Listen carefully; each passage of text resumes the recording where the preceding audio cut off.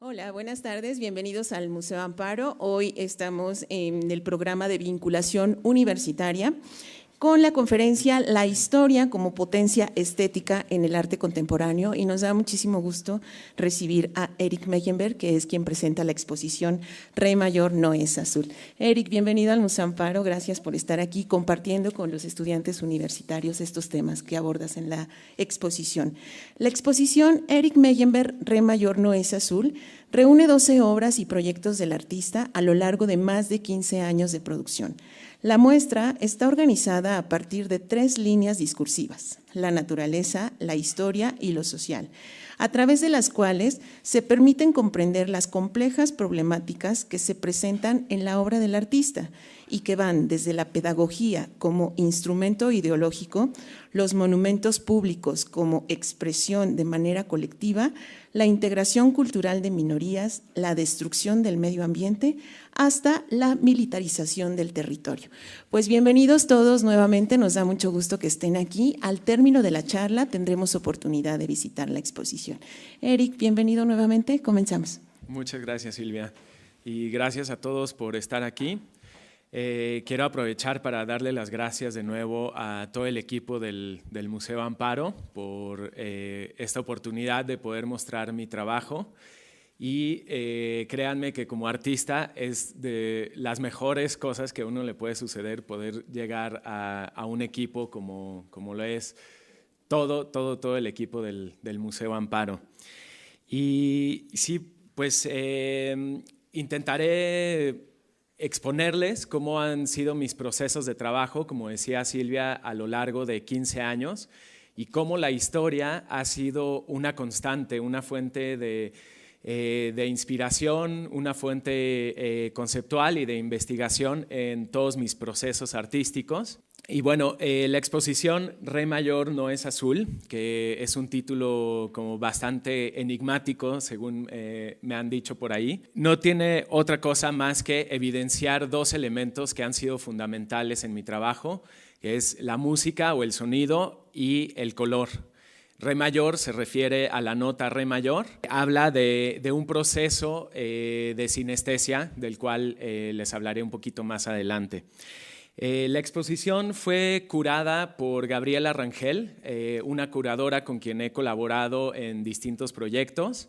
Ella ahora es directora del Museo de Arte Contemporáneo de Buenos Aires, pero previamente tuvimos una exposición en Nueva York y después en Viena. Y fue ideal trabajar con ella porque llevamos muchos años de diálogo y conoce muy bien no solo mi trabajo, sino mis procesos artísticos. Entonces, eso también es una gran fortuna como artista, poder entrar en diálogo con un curador con quien te entiendes, a quien respetas y en quien confías. De cierta manera, estás dejando en las manos de este curador o curadora y de su visión la presentación de tu trabajo. Y tuve la fortuna de que este diálogo con Gabriela me enseñó muchas cosas sobre mi trabajo, y precisamente eso es lo que mostramos en esta exposición. Como decía Silvia, se reúnen 12 proyectos de esta producción de los últimos años, que no es específicamente una exposición retrospectiva. Casi todas las piezas son nuevas, pero quisimos mostrar en la Galería 1, en el primer piso del museo, una especie de lo que Gabriela y yo llamamos el cerebro, no solo de la exposición, sino de toda mi producción artística, con la finalidad de tratar de entender cuáles son aquellas estrategias artísticas, estéticas y de investigación que utilizo para resolver todos mis proyectos. Para mí esto es muy importante porque demoro generalmente mucho tiempo en terminar un proyecto, a veces 2, 3, hasta 5 años. A veces hay series de dibujos o de piezas que llevo 10 años sin terminar.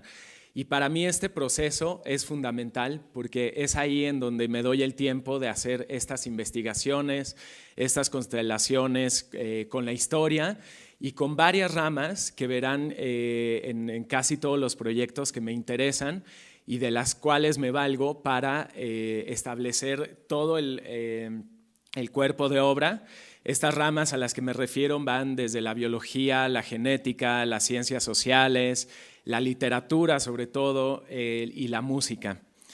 Y bueno, lo que les decía sobre la sinestesia, que da título a la exposición, este título, Re mayor no es azul, sale de una entrevista que encontramos de Oliver Sacks, que es un gran neurólogo británico que ha estudiado los fenómenos de sinestesia, pero ha estudiado también la música como una potencia curativa. Les voy a ir pasando algunas imágenes de la exposición. Y algo que me interesó mucho del trabajo de Oliver Sacks es que habla de la música como posiblemente el único lenguaje meramente abstracto y matemático que posee la cualidad de transmitir emociones. Y eso es algo que para mí fue fundamental. Yo estudié en la Universidad de las Artes, Nacional de las Artes de la UNAM, y después hice una maestría en Berlín, y fue en Berlín en donde empecé a hacer estos experimentos de traducción de datos, tratando de sistematizar un fenómeno y de estos datos llevarlos a sonido o a luz o a música o a video. Entonces, encontrar esta relación entre la música y la matemática para mí fue fundamental. La sinestesia, no sé si todos sepan lo que es, pero es cuando los estímulos de un sentido impulsan o dan una respuesta de otro sentido. Como lo dice el título, de pronto escuchar una nota y ver un color. Oliver Sacks habla de una anécdota que me gusta mucho, que es un joven compositor que cuando era niño con su maestro de piano le pide que toquen la pieza de piano color azul. El maestro le dice, ¿pero de qué estás hablando? ¿Qué pieza azul? Le dice, sí, claro, re mayor, esta pieza que es color azul. En ese momento el chico sufre una gran decepción porque el maestro le dice, no, los sonidos no tienen color.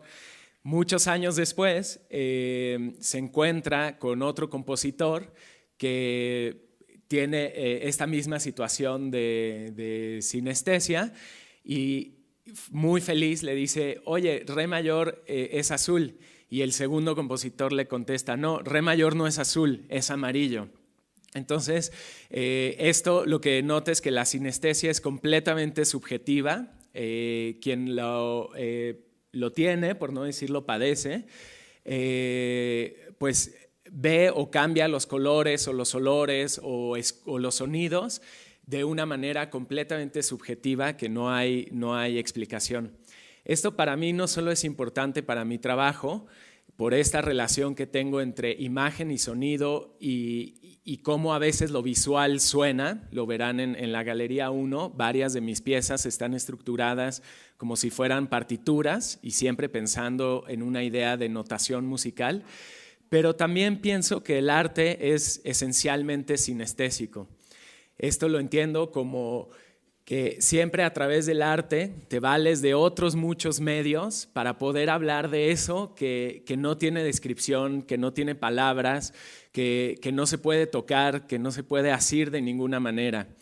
Y en esto siempre pienso en una escritora francesa que me gusta mucho, se llama Marguerite Duras, que ella hizo mucho cine y gran parte de sus textos parecen guiones cinematográficos, en donde da casi solo instrucciones tan sencillas como ella estaba parada frente a la ventana, no miraba hacia atrás, él la miraba, caminó hacia ella. Y en frases tan sencillas, ella logra dar el estado de ánimo de los personajes, y no solo eso, sino estados de ánimo súper precisos. Uno puede sentir la tristeza o la melancolía de estos personajes, sin que ella siquiera mencione en lo absoluto nada sobre la tristeza o sobre la soledad. Sin embargo, eso aparece. Y eso siempre me maravilló y es una de las cosas de las que me valgo siempre, y eso hablaré después, para hacer mis proyectos. Siempre empiezo mis proyectos con una primera intuición que me dice, hay algo aquí de este fenómeno que te está interesando, y después empiezo a trabajarlo para descubrir qué es ese impulso que me llevó a estudiar el fenómeno. Y el trabajo como artista es poder recrear a través de los medios que tienes a tu alcance estas sensaciones que, como les decía, son indescriptibles, pero de alguna manera a través del arte pueden salir a flote. La historia es fundamental en mi trabajo, y esto debo decir que siempre ha sido como una cosa inconsciente y que ha salido intuitivamente en todos mis procesos. Y no fue sino hasta el trabajo con Gabriela Rangel, la curadora de la exposición, cuando montamos la Galería 1, esta que les digo que es el cerebro de la exposición, que me doy cuenta de esa recurrencia que tengo casi intuitiva e impulsivamente por la historia. Al momento de ver todos mis trabajos montados, de ver las relaciones que hay entre ellos, cómo hilos de una investigación, de un proyecto, los retomo en otro años después, cómo se van conectando. Y este es algo que me gustaría que vieran y sintieran, sobre todo en la primera sala, que está construida con unos muebles que te permiten casi hacer una contaminación de un proyecto con el otro, con el fin de que uno pueda percibir estas constelaciones o estas líneas de investigación que están uniendo proyectos de épocas muy diferentes. Entonces, a veces solo hay ecos de formas, ecos conceptuales, ecos históricos, pero en estos 15 años de trabajo, lo único que puedo ver en esa sala es que hay una continuidad de la historia, y siempre trato de utilizar la historia no como algo fijo que se queda en el pasado, sino como algo que nos ayuda a entender el presente. Entonces, todo el tiempo estoy tratando de regresar a la historia para tratar de entender el presente, y sobre todo entender la historia como una especie de fuerza, como un movimiento, como una agencia de algo que está en continuo flujo. Y otra de las influencias literarias que me han modificado y que me han ayudado a entender esto es Tolstoy, que tenemos acá su retrato hecho por un gran pintor ruso que se llama Ilya Repin. Hay una novela que me parece fundamental para entender esto, que se llama Guerra y Paz, que se las recomiendo muchísimo. Y acá lo que hace Tolstoy es una verdadera tesis sobre la historia. Y a mí me mueve muchísimo, me movió muchísimo cuando la leí, porque precisamente él dice que la historia no son datos congelados, objetivos, para ensalzar a un rey o a un comandante, sino que son datos en continuo movimiento que se deben entender solamente a través de las voluntades de todos y los deseos y los afectos de todas las personas que están involucradas en estos flujos y en estos movimientos. Para que quede un poquito más claro, me gustaría leerles unos pequeños extractos de la novela. La inteligencia humana no comprende la continuidad absoluta del movimiento. Las leyes de un movimiento cualquiera solo son comprensibles para el hombre cuando examina separadamente las unidades que lo componen. Pero al mismo tiempo, la mayoría de los errores humanos emanan del hecho de aislar de un modo arbitrario, para observarlas aparte, las unidades separadas del movimiento continuo. El movimiento de la humanidad, derivado de una cantidad innumerable de voluntades humanas, se realiza ininterrumpidamente. La finalidad de la historia es llegar a comprender las leyes de este movimiento, pero para comprender las leyes del movimiento continuo resultante de las voluntades de los hombres, la inteligencia humana admite unidades separadas y arbitrarias. El primer procedimiento de la historia Consiste en coger de un modo arbitrario una serie de acontecimientos ininterrumpidos y examinarlos separadamente, cuando no hay ni puede haber principio de ningún acontecimiento, porque siempre uno emana al otro. El segundo procedimiento consiste en examinar los actos de un hombre, rey o capitán, como resultantes de la voluntad humana, cuando este resultado no se expresa nunca en la actividad de un personaje histórico tomado aisladamente. Solo tomando para nuestra observación la unidad infinitesimal, los diferenciales de la historia, es decir, las tendencias uniformes de los hombres, y llegando al arte de integrar, uniendo las sumas de esas infinitesimales, podemos esperar que comprenderemos las leyes de la historia. Esto es una novela que narra la invasión de Napoleón Bonaparte a Rusia. Entonces, en medio de toda esta historia, de historias de amor, de historias de los soldados, aparecen todo el tiempo estas hipótesis sobre la historia.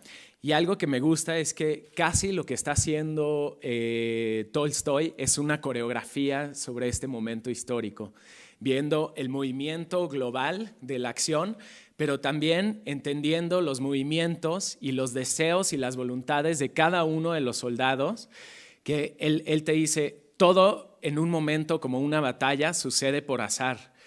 Parece como si toda la estrategia fuera un juego de ajedrez que estuviera ya planeada, pero el momento de un soldado estar en el campo de batalla, todo es un caos, y lo que lo mueve son sus miedos, sus voluntades, sus deseos, sus anhelos, sus ganas de sobrevivir o no. Entonces, justo esto lo veo como les decía, como una suerte de coreografía, que es algo que he utilizado en las videoinstalaciones que van a ver acá. Una vez teniendo el material fílmico, lo que hago es orquestar estos movimientos como un gran movimiento común, pero sin dejar de observar los pequeños movimientos y sin dejar de expresar aquellos afectos y fuerzas que van moviendo a los personajes que interactúan conmigo en mis piezas. Y bueno, me gustaría hablarles de algunos de los proyectos que se muestran en la exposición. Uno de ellos, y que quizá ha sido fundacional en todo mi trabajo, es un proyecto acerca de la idealista política alemana Rosa Luxemburg, que no sé si alguien aquí conoce la obra de Rosa Luxemburg y su importancia. Ella en realidad era polaca, pero se nacionaliza alemana, vive y bueno, hace su trabajo político más o menos alrededor de la Primera Guerra Mundial.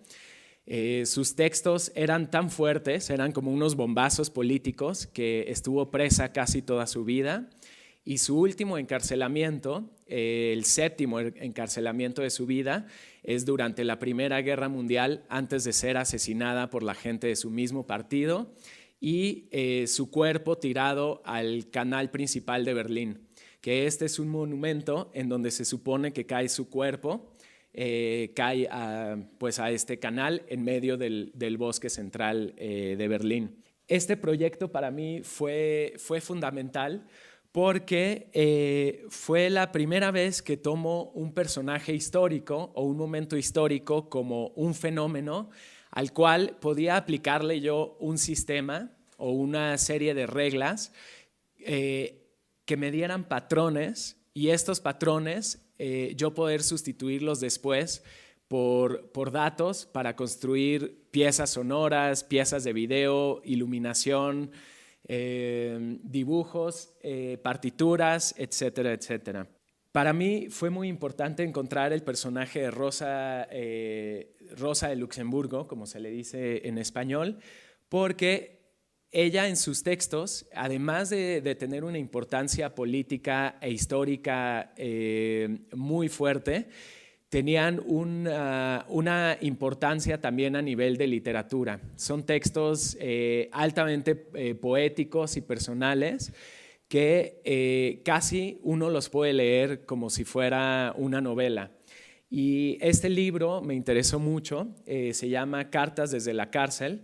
Él escribe a su mejor amiga, esposa de su compañero de lucha, de Karl Liebknecht, con quien realiza casi todos los levantamientos y los grupos de resistencia política más fuertes que han existido en Alemania.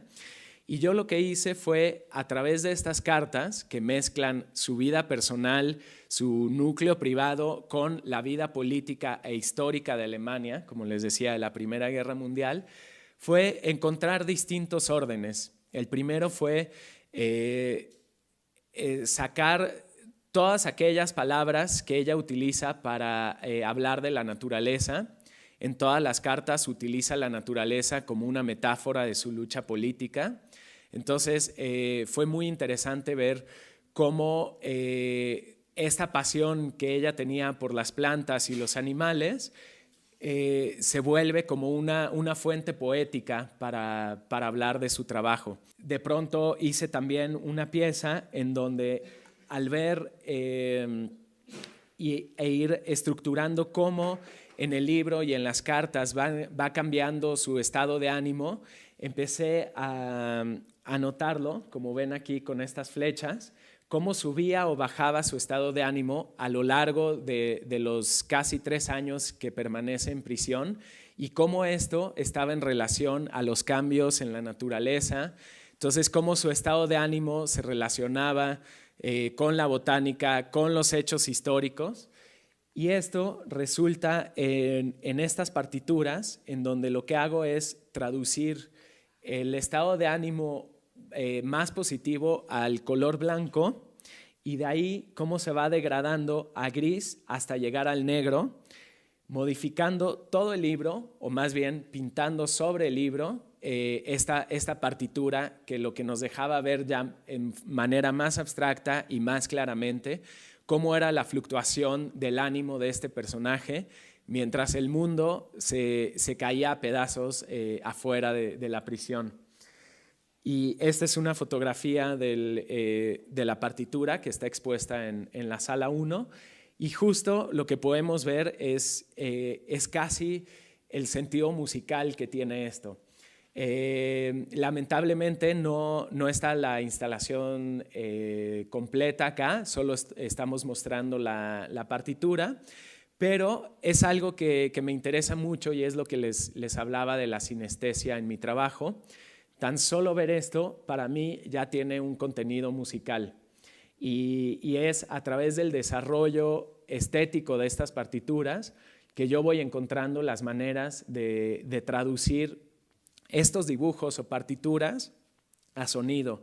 En este caso trabajé con un compositor alemán que me ayudó a traducir esto a una instalación sonora para 4 canales, y el proceso fue muy curioso porque llegué con este compositor y le dije: oye, este es mi proyecto, me gustaría traducir esto a sonido. Me dijo: genial, pero yo con lo visual no me entiendo absolutamente nada. Necesito que me ayudes a traducir esto a datos, a números como fríos y duros y claros. Entonces, lo que hice fue un sistema, que no me voy a meter a eso, para hacer unas tablas de datos en Excel que traducían estos dibujos a puros números, y estos números lo que hacían era encender un X sonido por tantos segundos en tal bocina, a tal volumen, etcétera, etcétera.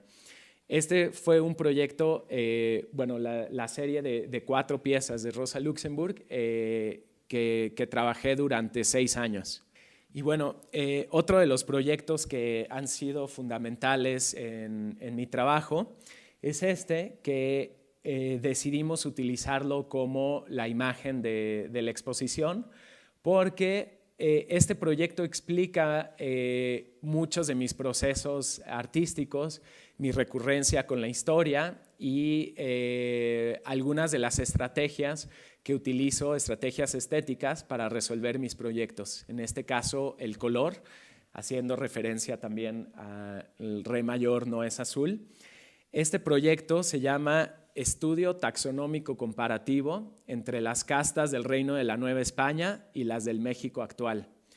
En realidad el título está en francés y es tan largo con toda la intención, porque hace alusión a aquellos estudios cientificistas que se hacían en el siglo XIX, antropológicos o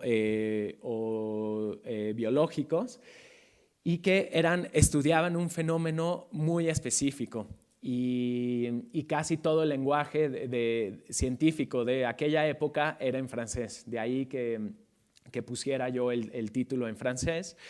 Y lo que hice fue recuperar aquellos estudios que hablaban de los porcentajes de sangre de las castas durante la colonia en México y lo contrapongo a un estudio que se hace en 2009 que se llama El estudio del genoma de los mexicanos, que pretendía encontrar cuál era el código genético del mexicano mestizo contemporáneo.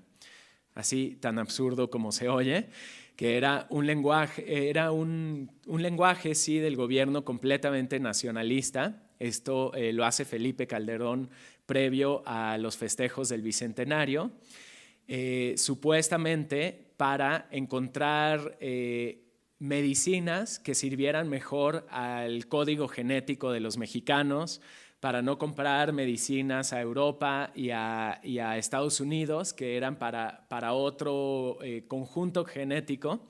Y bueno, al final todos estos resultados se han vendido a Nestlé, a farmacéuticas, etcétera, etcétera. Pero claramente no faltaba este discurso nacionalista de estar orgullosos de que somos una mezcla de varias etnias, cosa que hemos sabido desde siempre. Y algo que me interesaba es la antropología física, cómo siempre se ha utilizado las mediciones del cuerpo para hacer una jerarquía sociopolítica de la sociedad. Entonces, lo que decidí hacer con esta instalación y con esta comparación de datos fue una máquina absurda que comparara los porcentajes de sangre y los tradujera a color. El de los estudios de 2009 fui al Instituto Nacional de Medicina Genómica, los responsables de este estudio, y hablé con la directora, quien apoyó el proyecto y me proporcionó todos los datos genéticos de todas las personas a quienes les tomaron muestras genéticas, que eran muestras del norte de México, de las costas, del centro y del sur. Y al momento de comparar los porcentajes de sangre de estos individuos contemporáneos con los del tiempo de la colonia, me doy cuenta que hay 22 individuos que comparten casi exactamente los mismos porcentajes de sangre. Entonces, de ahí me valgo para hacer este título, casi para decir como seguimos viviendo bajo este mismo sistema de clases, de castas, solo que disfrazado. Ya no utilizamos los nombres de las castas, pero seguimos viviendo exactamente igual, bajo una jerarquía social en donde el color de la piel sigue determinando muchas cosas. Y acá lo que hice fue, como les decía, traducir estos porcentajes de sangre a color. Utilicé los 3 colores básicos, que son rojo, verde y azul. Rojo para simbolizar la sangre indígena, azul para la sangre española y verde para la sangre africana.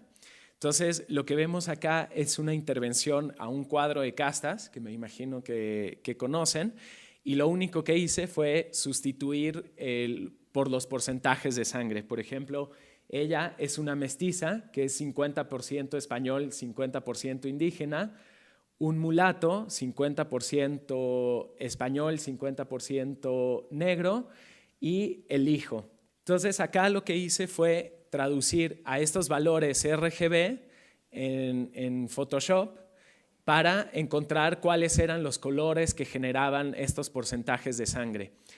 Digamos que es el Pantone colonial, y lo que vemos es que hay unos brincos muy grandes y todavía podemos distinguir muy bien aquellos individuos de color azul, rojo y verde, y cómo empiezan ya a haber algunas mezclas.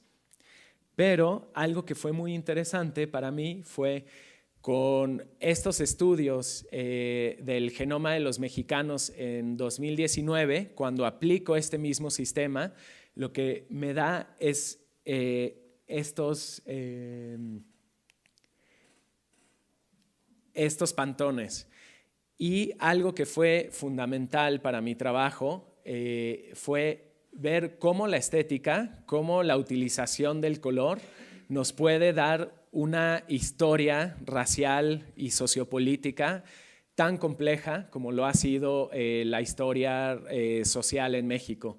Lo que podemos ver acá es que la población indígena, ha crecido, por eso es que hay una predominancia del color rojo. Es un rojo que tiende hacia los violetas, porque también hay sangre europea, sangre de españoles, y hay pocos individuos que tienden hacia el verde o el pardo, que es la sangre africana. Y de pronto ver cómo en estados como en el norte hay una gran y clara predominancia de este violeta hacia el azul.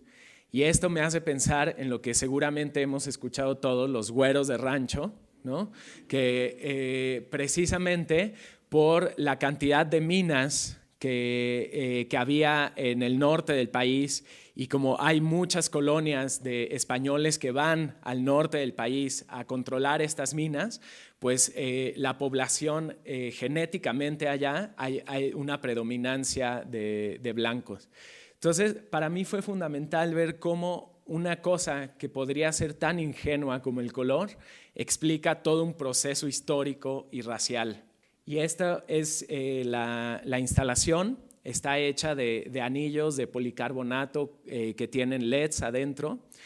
Esto sigue una programación muy compleja en donde se traducen estos porcentajes de sangre a las luces de los 3 colores, y cuando se van encendiendo a distinta intensidad estos anillos van generando una coloración muy particular en el espacio, que es exactamente los colores que vimos en los mapas anteriores.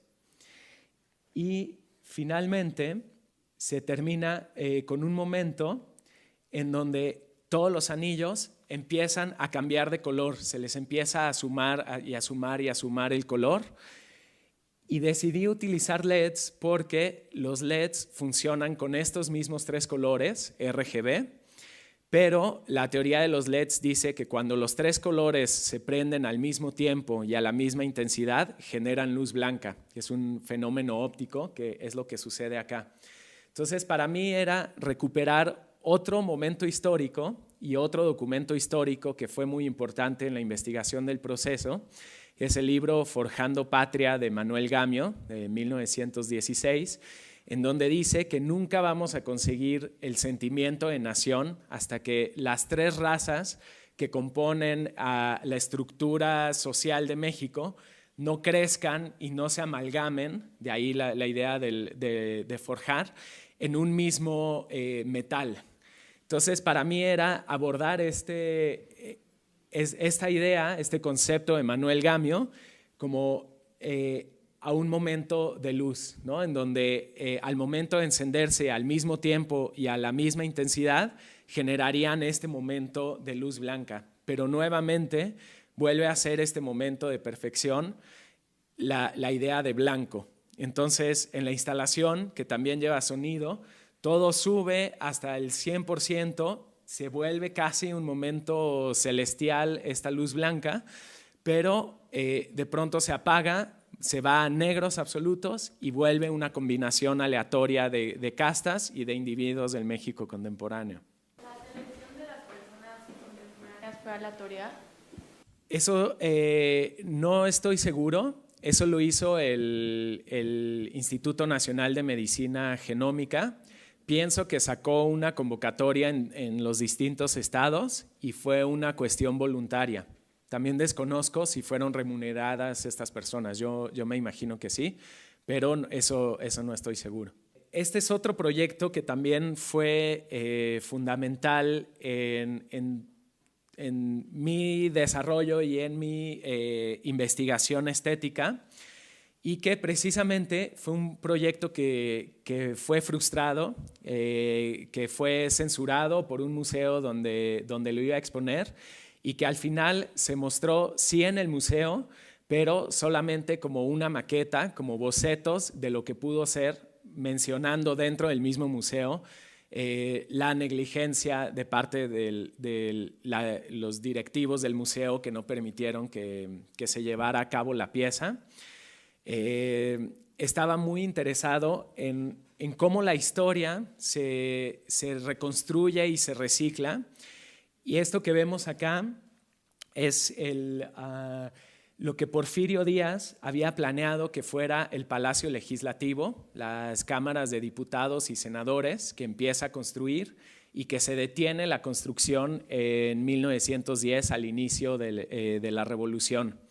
Y que finalmente lo único que nos queda es la estructura central, que es lo que conocemos ahora como el Monumento a la Revolución. Sin embargo, toda esta estructura, que es como una especie de fantasma de metal, es una imagen que siempre me ha maravillado. Se quedó en la Ciudad de México, en la Plaza de la República, durante 20 años, hasta que la gente empezó a robar el metal y un arquitecto, Obregón Santacilia, decide detener este proceso y construir un monumento que conmemora el fracaso de Porfirio Díaz. Entonces, esta idea del reciclaje y resignificación de los monumentos es algo que me maravilló y que se volvió ya una constante en mi trabajo y en mi investigación. Y justo la pieza era una instalación sonora en donde se hacía este juego de dos voces del poder, que lo único que hacen es como si fuera un hilo constante de este poder que solo toma el cuerpo de algún dirigente. Y la pieza no era otra cosa más que una instalación sonora para 4 cantantes, en donde se recitaba, hice una partitura con un compositor, revisando distintas épocas corales, polifónicas, 2 citas, una de Porfirio Díaz y otra de Felipe Calderón, que prácticamente dicen lo mismo, que es garantizar la paz por medio del ejército, la paz y el progreso. Lo único que hizo Calderón, parece que hizo un ejercicio solo de contemporaneizar los términos que utilizó Porfirio Díaz, en donde en lugar de hablar del ejército, habla de las Fuerzas Armadas, pero básicamente hablaban de lo mismo. Entonces, estas voces en la instalación a través de varios parlantes, uno de ellos daba hacia la cúpula del Monumento a la Revolución, cosa que hacía una impresionante caja de resonancia, parecía como una voz del más allá que te hablaba desde los 70 metros de altura, y otras 2 bocinas en las columnas y otra bocina que no sé si han visitado el Monumento a la Revolución, pero tiene un elevador y era una bocina que subía y bajaba conforme subía y bajaba el elevador. Esta pieza, como les decía, fue censurada porque en ese momento de la exposición estaba Felipe Calderón como presidente y él inauguraba la exposición. Entonces el director del museo deseó no tener ningún conflicto con el gobierno. Y bueno, una de las cosas que fue fundamentales en esta investigación fue pensar en la historia como un iceberg, como algo que vemos nada más una pequeña porción, pero que todo el resto está enterrado en el territorio. Por eso esa imagen que les mostraba del Palacio Legislativo, como ese fantasma, y acá como intento recuperar, rehaciendo parte de esa estructura, como estos icebergs que están saliendo del territorio. Y básicamente esto es una manera de llevarlo a una escultura, pero en mi trabajo esto se ha vuelto algo simbólico. es encontrar un fenómeno histórico y tratar de desenterrar a partir de este fenómeno aquellas plataformas que están ocultas en arquitecturas, ya sea físicas o simbólicas, en los espacios, en las dinámicas de la gente, en las dinámicas sociales. Todas estas capas que están por debajo y que no vemos, y que el arte me resulta una herramienta fundamental para poder rescatar casi como un arqueólogo o un paleontólogo estas capas de significado que hay en los lugares. Y no sé, para mí era increíble poder rescatar esta situación como de fantasma que tenía la estructura y darle una forma.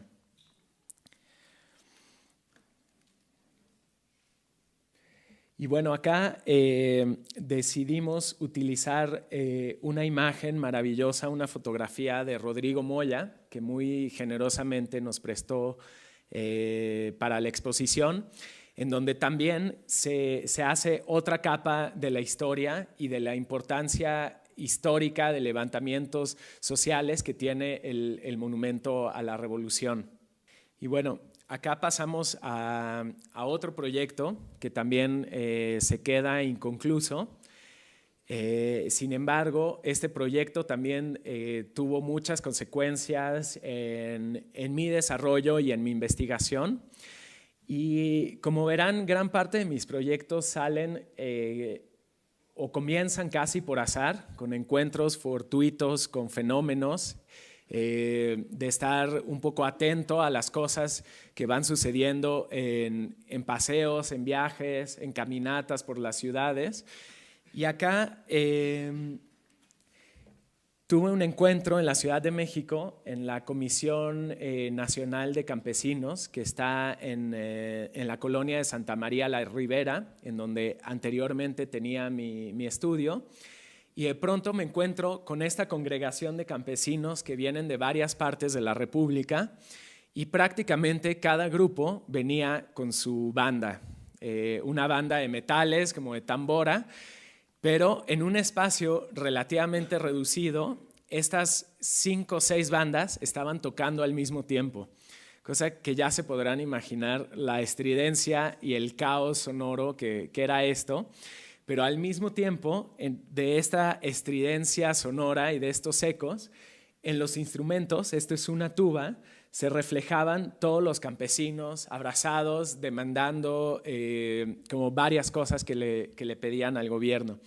En cuanto veo esto, yo llevaba mi cámara y empiezo a filmar, y es a través de la cámara que me doy cuenta que lo que estaba viviendo era una imagen que tenía archivadísima en mi cabeza y que seguramente todos conocemos, la que vimos anteriormente, que es este maravilloso mural de Siqueiros que se llama Del porfirismo a la revolución.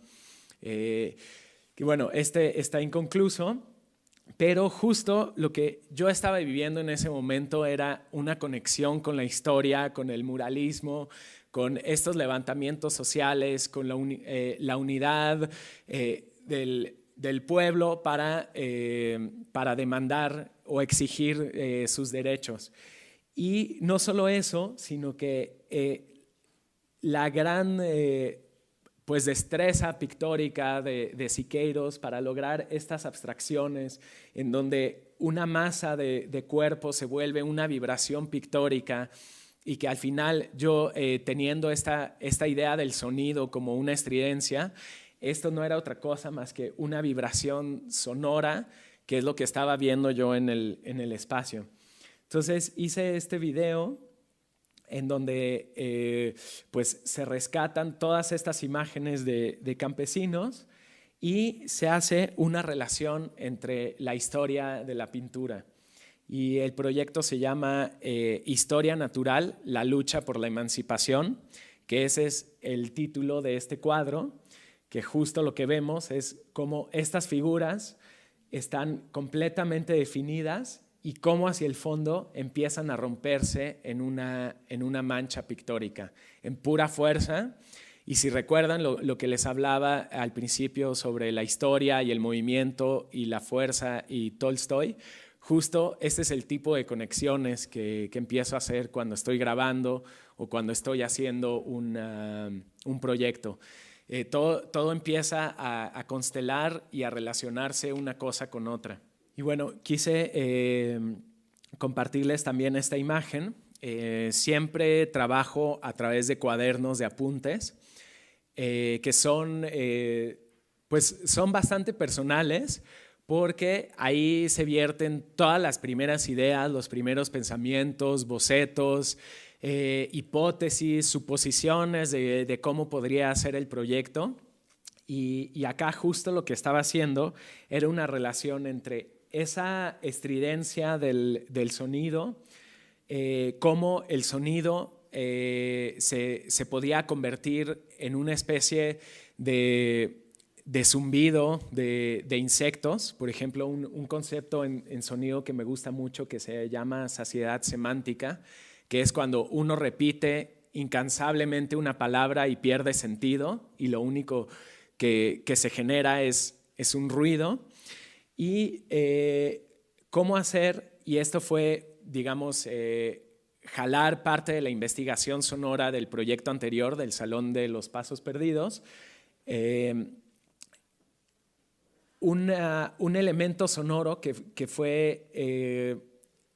me gustó mucho para esa instalación sonora en el Monumento a la Revolución, en donde las 4 bocinas repetían incansablemente para la paz, para la paz, para la paz, para la paz, arriba, abajo.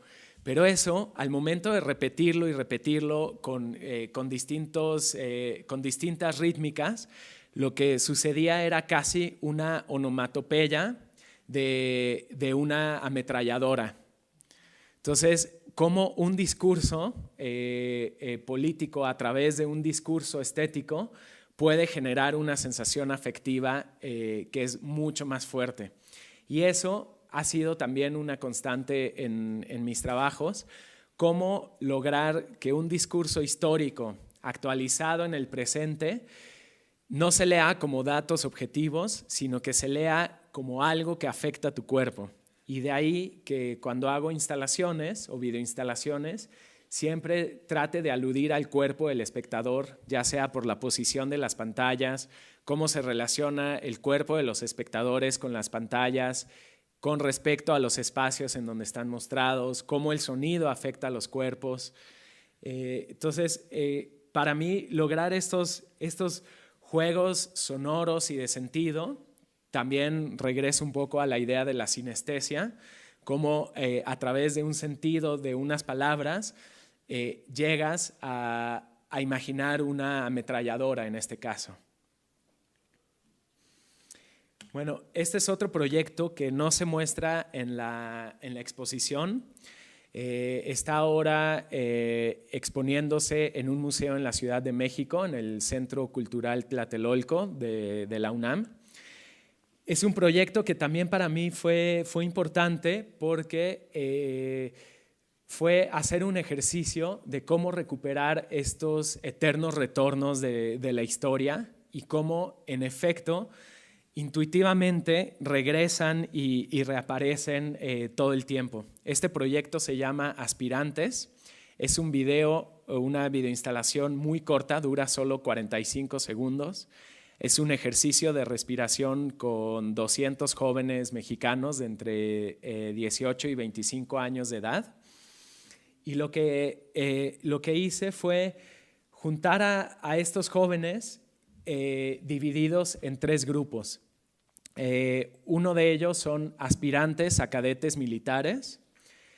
Como verán, hay varias piezas en la exposición y en mi trabajo que retoman lo militar como una actividad que administra y ordena los cuerpos. Entonces, aquí hay aspirantes a cadetes militares, aspirantes a futbolistas, y el tercer grupo, que es el más complicado de todos, son chicos que son narcomenudistas y que están todos en situación de reincidencia de cárcel. Entonces, la idea era ver cómo 3 grupos que se reúnen como en equipos y que tienen un cierto riesgo físico por la situación socioeconómica en la que vivimos, en la que vive México, tienen aspiraciones a una vida mejor, cada uno en grados distintos, y cómo tanto lo militar como el espectáculo, el fútbol, como las drogas son cosas que son pilares en la cultura mexicana. Entonces el video es una cosa muy sencilla. Lo único que hacemos es una respiración colectiva que está coreografiada. Trabajé en colaboración con una coreógrafa mexicana, Nadia Lartig, con quien he hecho varios proyectos. Y siempre hay un juego que retoma desde la construcción de las pirámides como un espejo de la naturaleza que hay detrás. Es decir, la pirámide no hace otra cosa que reflejar la montaña que tiene detrás. Después, el basamento de la pirámide hace un espejo con el trapecio, con esta formación militar que hacen los chicos. Y esto se graba con un dron que empieza en el cielo, baja, recorre todas las escaleras de la pirámide y baja a 1,5 metros de las cabezas de los chicos mientras están respirando, y luego sube y tenemos esta toma, se aleja, se aleja, se aleja y vuelve a conectar con el cielo. Esto me permite hacer un loop, es un ciclo que conecta siempre en el cielo. De hecho, la gente suele no darse cuenta el momento de conexión y a veces ven como 6 vueltas. Como les decía, es un video muy corto y la gente me dice, no, es que cada vez es distinto, cada vez hay movimientos distintos, y es una instalación para un solo canal de video. Sin embargo, tiene 6 canales de audio en donde grabé individualmente las respiraciones de los 200 jóvenes en un templo que está al lado de Teotihuacán, de la pirámide de la Luna en Teotihuacán, y están sumadas estas 200 respiraciones en postproducción, de tal suerte que al mismo tiempo que la cámara está girando, las respiraciones van girando en la habitación y se conectan en la parte de arriba. Entonces hay una sensación cíclica todo el tiempo, y en esto me baso en un texto maravilloso de Octavio Paz que se llama Postdata, que escribe después de los sucesos del 68 en Tlatelolco, en donde dice que parece que México se basa en la lógica de la pirámide y que todo el territorio mexicano es esta explanada de sacrificios, en donde no importa si son los tlatoanis aztecas, los virreyes españoles o los señores presidentes, pero todos ejercen el mismo hilo de dominación. Entonces, esta idea de filmar en Teotihuacán como las raíces de nuestra historia, pero actualizarlo con jóvenes contemporáneos, lo único que hace es tratar de conectar el pasado con el presente de México. Y luego nos llevamos una gran sorpresa. La curadora y yo, cuando estábamos filmando el proyecto, se nos acerca el director de Teotihuacán y nos dice, claro, ustedes están haciendo una cita al hallazgo arqueológico que se encontró en Teotihuacán hace unos años, ¿verdad? Y fue así como, no, la verdad es que no tenemos ni idea de qué estás hablando. Nos dijo, pues resulta que este hallazgo cambia la visión del pueblo teotihuacano de ser un pueblo pacífico a la misma concepción de agresividad y violencia que los aztecas. Encuentran cerca de la pirámide de la Luna una fosa con cerca de 200 cuerpos que se asume eran jóvenes hombres guerreros que iban con el torso desnudo y que fueron sacrificados al unísono. Entonces, para nosotros fue increíble ver cómo esos fantasmas de los lugares casi aparecen como inconscientemente. De ahí pensar en esto que les decía del iceberg de la historia. Y cómo no solo eso, sino haber hecho esta acción tan sencilla, conectada con ese evento y esa historia de México, pues lo único que está haciendo es hablar de todas las fosas que se encuentran a lo largo de todo el país, de todo el territorio del país. Entonces, el haber hecho por intuición esta idea del ciclo, del círculo, de pronto, no sé, sorprende cómo aparecen y reaparecen y vuelven a aparecer ciertos fantasmas de la historia. Y bueno, como verán, el Monumento a la Revolución es una constante en mi trabajo. Es un lugar que me fascina, voy constantemente. Y acá filmé un proyecto que se llama La rueda no se parece a una pierna. Casi todos mis títulos los saco de las lecturas que hago o procuro que sean suficientemente literarios. La literatura es algo que alimenta muchísimo mi trabajo y en este caso recupero una cita de Guillaume Apollinaire hablando sobre el surrealismo, en donde él dice que el hombre, cuando quiere imitar su actividad de andar, de caminar, crea la rueda, que nada se parece a una pierna, pero se mueve, y que en esta misma proporción encuentra el surrealismo o llega al surrealismo sin darse cuenta. Entonces, esta proporción a mí me maravilló pensando en el ejército. Ser humano queriendo imitar esta cosa orgánica del movimiento de su caminar, llega a la cosa más mecánica, que es una rueda, ¿no? A una cosa completamente geométrica y mecánica, sin embargo, funciona, pero es una visión distorsionada del cuerpo humano. Entonces, para este proyecto, trabajé con un grupo de jóvenes de la Ciudad de México, también del barrio de Santa María, que voluntariamente toca en una banda de guerra. Como sabemos, esto es algo que está muy metido en la educación pública de nuestro país. Es también otro rezago, otro iceberg de la historia que viene de todos estos cambios posrevolucionarios que se hacen en la educación, de meter la educación física y la educación militar a la educación académica. Pero yo me preguntaba por qué unos jóvenes en 2013 quisieran voluntariamente, después de clases, ensayar bajo el rayo del sol 3 veces por semana en una banda de guerra. Entonces, esta fue como mi premisa y a lo largo de año y medio hicimos experimentación sonora, musical, coreográfica, de historia de las bandas, de vestuarios militares. Invité a varios colaboradores, músicos, compositores, coreógrafos, etcétera, etcétera, a trabajar con los chicos. Y finalmente filmamos en 4 locaciones que eran importantes para la pieza, que es la Escuela de los Niños, el Monumento a la Revolución, la Plaza de Tlatelolco, en donde sucede la matanza de estudiantes en el 68, y el 4º monumento es un centro comercial en Santa María la Ribera, que era el lugar que todos los jóvenes, los adolescentes, me dijeron que era como su lugar favorito y su lugar de reunión en Santa María. Entonces decidimos filmar ahí y yo tomo estos lugares como engranajes de una máquina mayor.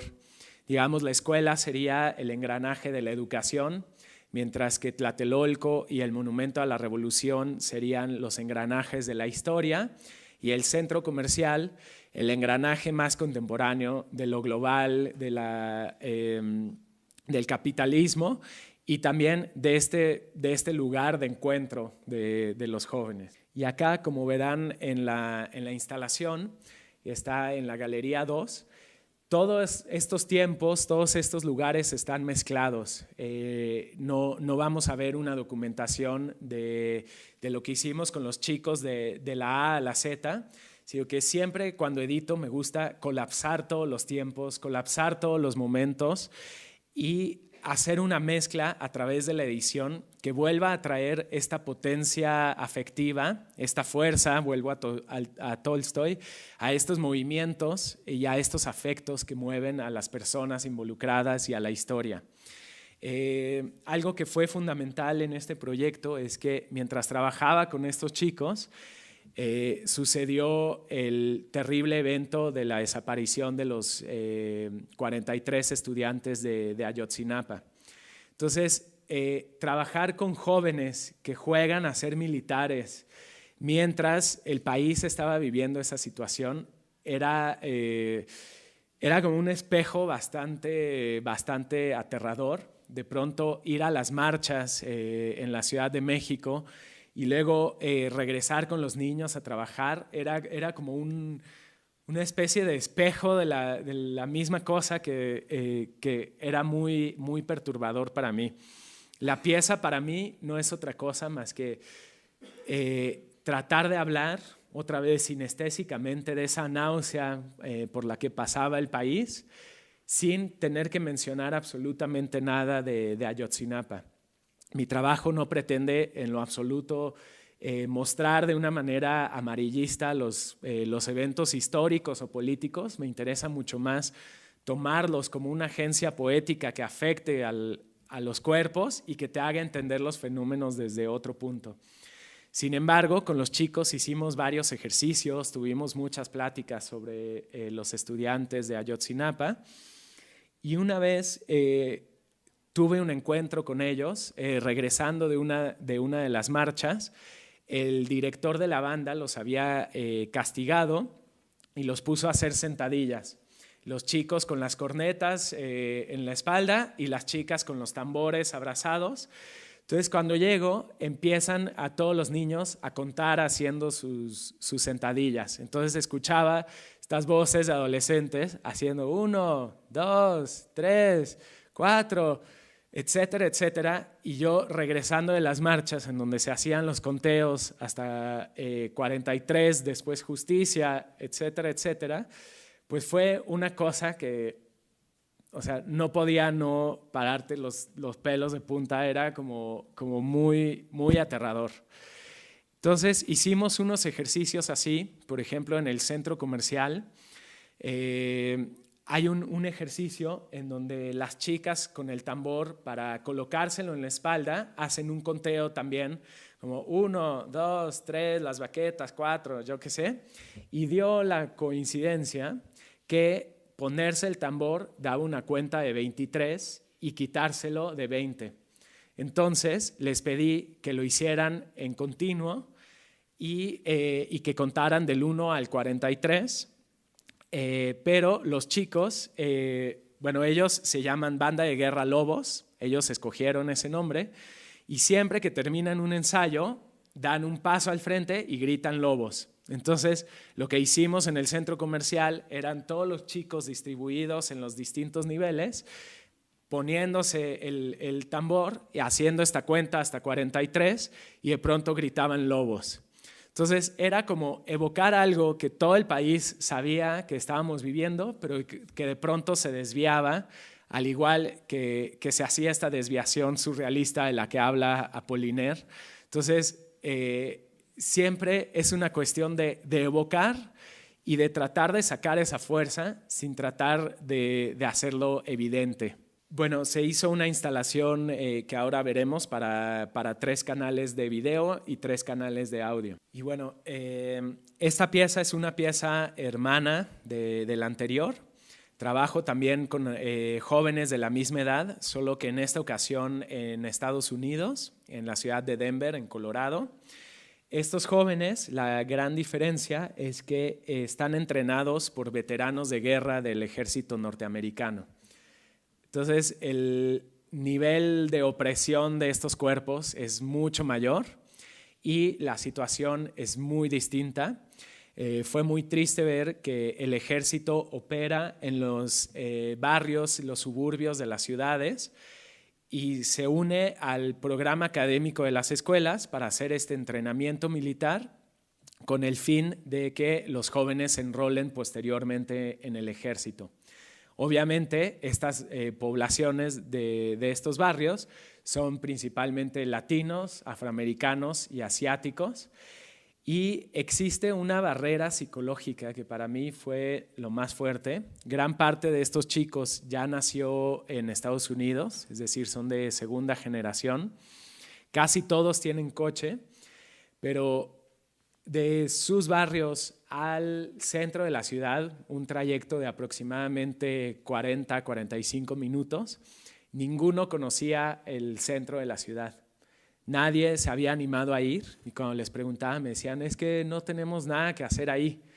Cosa que para mí fue muy fuerte ver que viven en una segregación, como en una autosegregación psicológica que los ha mantenido ahí. Y de pronto empecé a escarbar, como les decía, casi como paleontológicamente, qué pasaba en ese territorio y me doy cuenta de la gran influencia del ejército en esa zona y todo lo que ha sucedido ahí, que el proyecto, por buscar jóvenes que hicieran una dinámica militar, coreográfica, que es lo que me interesaba, empezó a hacer una bola de nieve que empezó a crecer y a crecer. En esa zona, en los años 40, el ejército decomisa todo ese territorio para crear el arsenal de armas químicas más grande que ha tenido Estados Unidos, en donde crean napalm para Vietnam, el gas mostaza, sarin y demás químicos, armas químicas.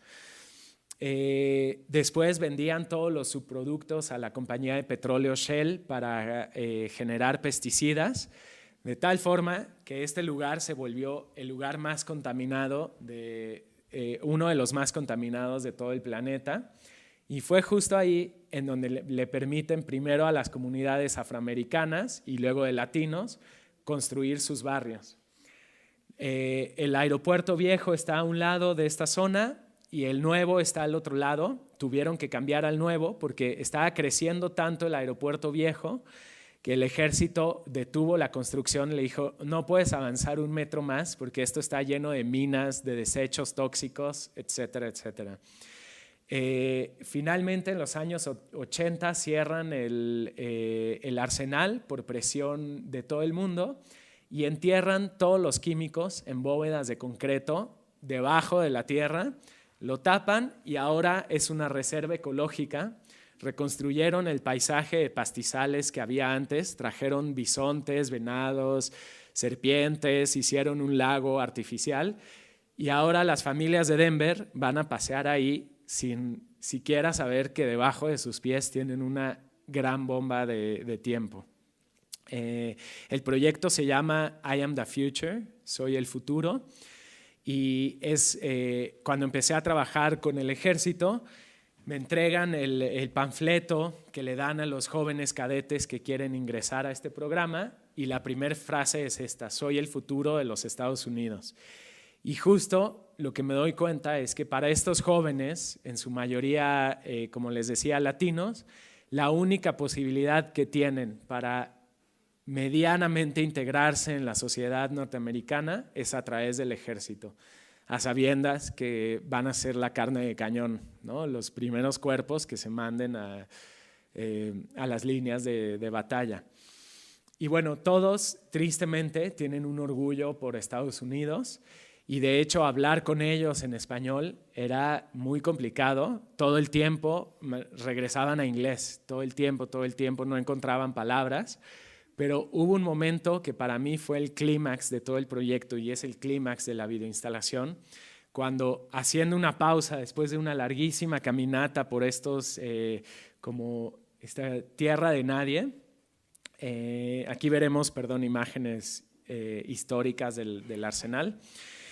En este momento de pausa, los chicos de pronto toman las astas de las banderas y empiezan a pegar en el suelo y hacen una cumbia y a cantar y a bailar cumbia, ¿no? Que era como, o sea, no podía haber una cosa más latina que le saliera en el momento de más inesperado. Entonces, en ese momento, hasta lo verán en el video, no estaba para nada planeado y pedí que prendieran las cámaras y se registrara eso porque me pareció como que era el corazón del conflicto de estos chicos.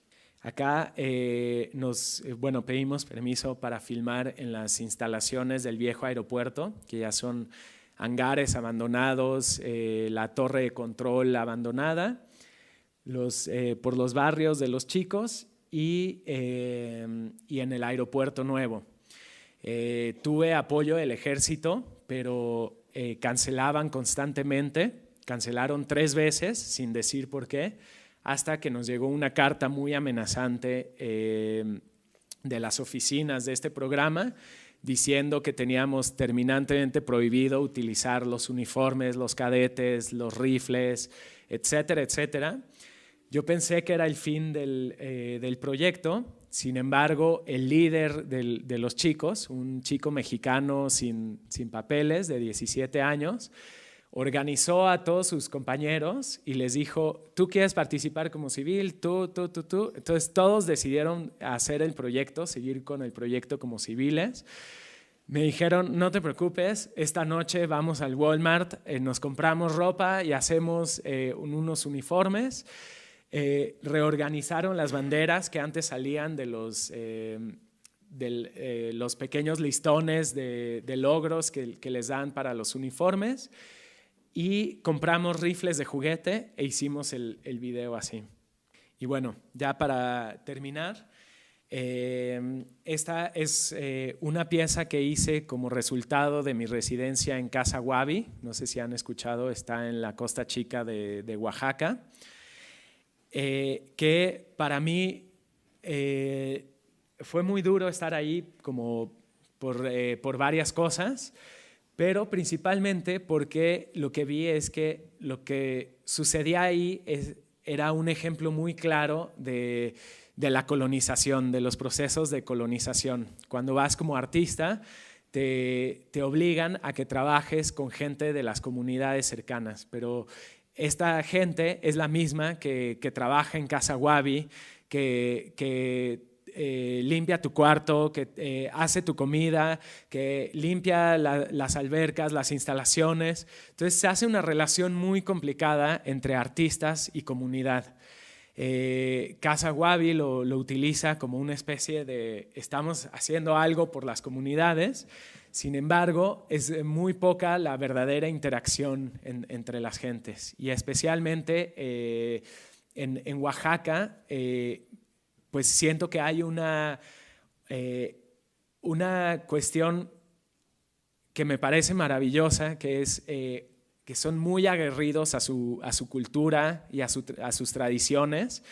Entonces, llegar como un extranjero a tratar de colaborar con la tradición musical que hay en Oaxaca y de pronto pedirles hacer experimentos sonoros es una situación de choque brutal que, como les decía, lo único que me hacía o me dejaba claro era la situación de la colonia desde sus tiempos hasta nuestros días.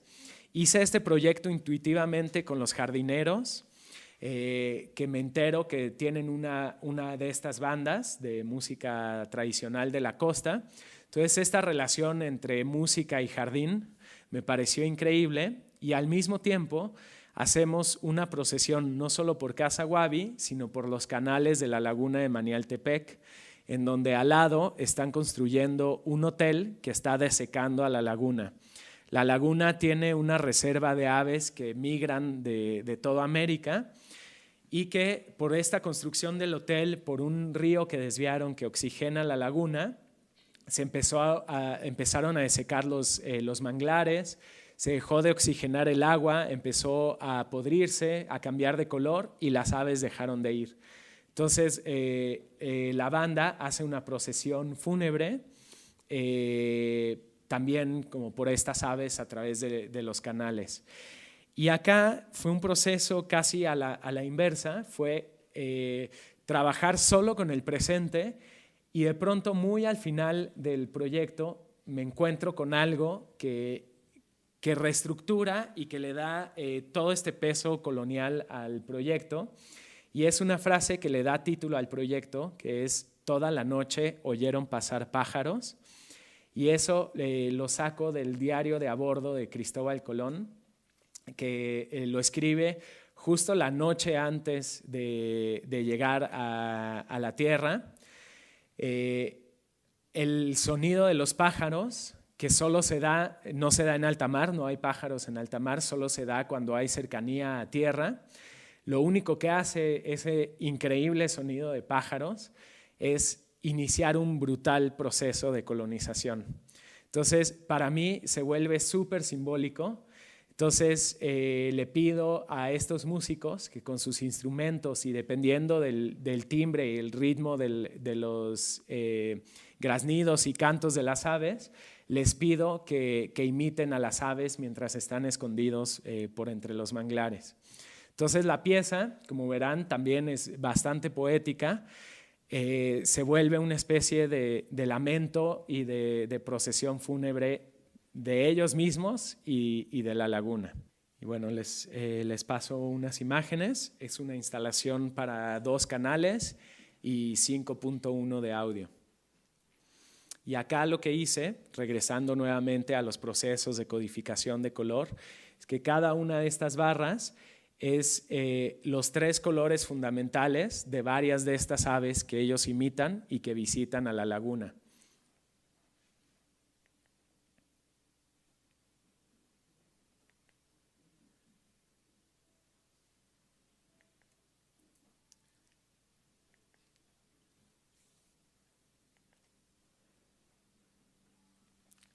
Listo. Pues, ¿alguna pregunta, algún comentario? Buenas tardes. Eric, primero felicidades por la conferencia y los materiales que nos mostraste. Gracias. Y 2 preguntas en uno. La primera con respecto a cómo conseguir los permisos, al menos en el país México. Y la segunda, los recursos para tener ese equipo tanto de video y de audio, cómo conseguir todos esos recursos. Sí. Gracias por tu pregunta, me parece muy pertinente. Siempre he trabajado con fundaciones o museos que me comisionan las piezas. Entonces es a través de estas fundaciones y de equipos mucho más grandes y con varias personas de distintos departamentos que se pueden gestionar los permisos. Por ejemplo, para el video en Teotihuacán, es la primera vez que dan un permiso a un proyecto de arte contemporáneo y fueron 9 meses de gestión con el jurídico de Lina, que yo no hago personalmente eso, obviamente estoy todo el tiempo dándole seguimiento, pero es la gente, los abogados, el departamento de difusión de estas fundaciones o de los museos, quienes me ayudan a hacer todas estas gestiones, y es también a partir de estas fundaciones que salen los recursos para hacer las piezas. Igualmente, felicidades por todo este tiempo de trabajo. Gracias. Me pareció bastante interesante todo.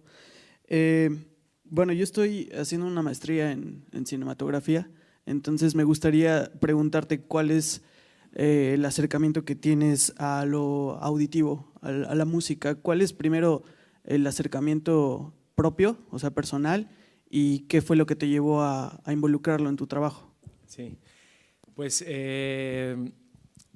para mí es fundamental la música y el sonido. De hecho, como verán en las videoinstalaciones, casi el audio es más importante que la imagen, ¿no? Esto es un poco exagerado, pero en muchas de las piezas casi comienzo editando el audio o empiezo haciendo una maqueta sonora que va a la par de las imágenes, y para mí es fundamental, y por eso es que cuando encuentro a este neurólogo británico, a Oliver Sacks, y habla de la música y de este poder abstracto de la música, pero que puede evocar emociones, para mí es fundamental.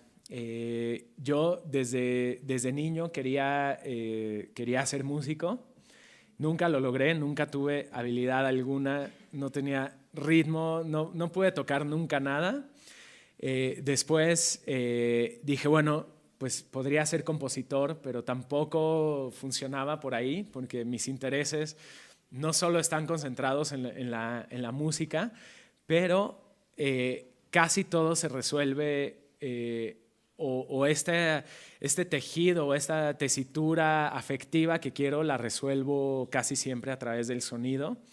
Y me parece fundamental porque es una de las cosas que más rápido y más efectivamente afectan el cuerpo, ¿no? El sonido, en última instancia, es vibración y es una vibración física que se propaga por el espacio y que te toca, que toca tu cuerpo. Entonces, para mí es fundamental, como espero puedan vivirlo y sentirlo en las piezas. Gracias por presentar tu trabajo, es súper interesante. Lo que nos muestras, yo lo interpreto como una escritura, como escribir con colores, ir traduciendo sonidos a grafías de otro tipo. Y cuando dices, bueno, dices, leo tal, el título tiene que ver con tal obra literaria, o en un momento en que estás leyendo y que supongo que por azar te cae un libro también y que a partir de ahí empiezas a detonar una serie de ideas. Es muy inspirador y pues lo veo como una escritura, pero justo habrían dos preguntas.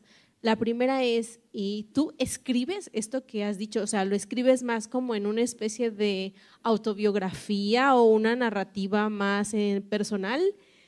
Si te ha interesado, te interesaría, es otro registro, quizá un poco más frío que el sonido y que el video. Y la otra pregunta es, ¿qué onda con lo militar? ¿Por qué está ahí presente, sobre todo por el contexto contemporáneo que tú estás planteando? ¿Cuál es tu impronta personal respecto de, pues esto, las Fuerzas Armadas, la milicia, la importancia del ejército? Sí, pues sí, la escritura siempre me ha interesado. Y me ha interesado como fenómeno, como en la literatura, lo que decía de Marguerite Duras, de cómo con 3 frases que no dicen absolutamente nada, evocan tantos sentimientos, dan tanto contexto, dan el tiempo. Y sí, escribo mucho, pero es más como una especie de reflexión o de ejercicio de sacar las ideas de la cabeza hacia algo un poquito más concreto y para que no se pierdan. Entonces, para cada proyecto escribo mucho y me hago muchas preguntas que antes hasta puedo decir que me da un poco de pena para mí mismo hacerlos, pero cuando de pronto por intuición pienso en algo, por ejemplo, trabajar con los músicos, pero que paseen por el jardín y lleven estos palos que representan a los pájaros. Como una intuición, entonces empiezo a escribir y a preguntarme, pero ¿por qué los pájaros? ¿Y por qué los espíritus de los pájaros? ¿Y qué significa? ¿Y por qué los colores? Y muchas veces no respondo estas preguntas, pero hacérmelas empieza como a dejar que fluyan las ideas y a que fluya todo esto de lo que hemos hablado, como esta agencia poética que no se puede decir realmente. Pero sí, es algo que es un ejercicio constante el escribir en mis cuadernos. Y sobre lo militar es muy difícil responderlo. Hay claramente una fascinación por el ordenamiento de los cuerpos. Tengo también, no mencioné esto, pero me gusta muchísimo la danza, ¿no? Entonces, la coreografía es algo que me interesa mucho y cuando veo en mis encuentros diarios con la gente una suerte de coreografía, como que siempre cacha mi atención. Empecé a trabajar con bandas y con algo militar en un encuentro también fortuito en un Día de Muertos en Oaxaca, en el Zócalo, en donde iba una serie de niños de primaria, muy pequeños, todos pintados de calavera, seguidos por una banda. Y es la primera vez que filmo a la banda y para mí eso era una coreografía. Ahí empiezo a ver estos reflejos del paisaje distorsionado en los instrumentos y demás. Y después, para el proyecto de La Rueda no se parece una pierna, los chicos de la banda militar, lo que creo que atrapó mi atención y me dirigió hacia lo militar fue que yo desde la azotea de mi estudio vi a estos chicos como a 7 edificios debajo de un toldo. Lo único que veía eran unas cabecitas debajo de esta línea del toldo, las trompetas que brillaban al sol y de pronto llegaba el sonido militar y era como no sé, una especie de empoderamiento muy difícil de explicar, a la vez un rechazo absoluto, pero el que eso me atrapara y me dejara sentir como esta cosa sí, como de empoderamiento, no lo puedo describir de otra manera, me interesó muchísimo. Y bueno, todo eso se mezclaba con el paisaje sonoro tan específico de la Ciudad de México. Y luego, cuando hacía entrevistas a los chicos y les decía, oye, ¿tú por qué siendo joven en la adolescencia te sometes a esto?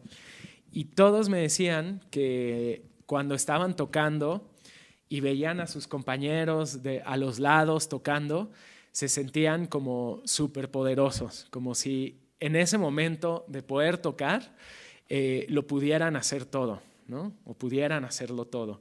Entonces, eso para mí fue muy interesante ver cómo a lo largo de la historia militar se ha utilizado el sonido no solo para empoderar al ejército, sino para intimidar a los contrincantes. Y de ahí hice con los chicos varios ejercicios en donde veíamos esta cuestión de intimidación de grupo a través del sonido y de la coreografía en fútbol americano, en fútbol, soccer, en bandas militares, en bandas. Entonces, ver cómo esta unión de sonido y cuerpos bajo un mismo orden, cómo genera una afectación particular.